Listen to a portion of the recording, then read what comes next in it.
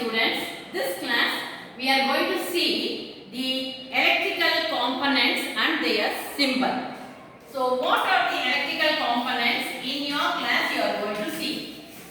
The components are different. That is, you have cell, battery and their symbol we are going to see in this class.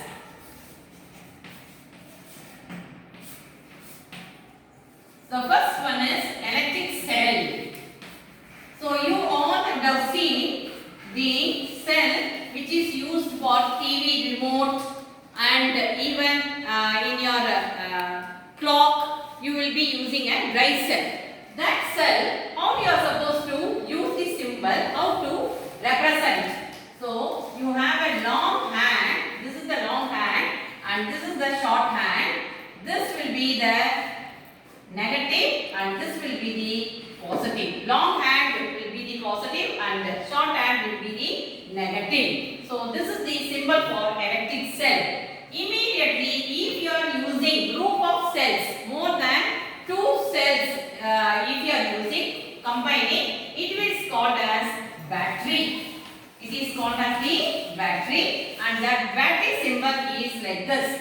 You have joining 2 or more cells, that is the positive and negative terminal, and here listen carefully children, this negative terminal should be connected to the positive terminal and again this negative should be connected to the positive terminal, and here how many cells you have used? 1, 2, 3. This is the combination of 3 cells connected and it is the representation for the battery.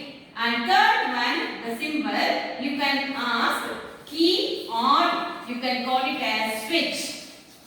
Okay, you can represent by key or switch. In this, 2 types of representation is that is open key. Okay, this is the open key.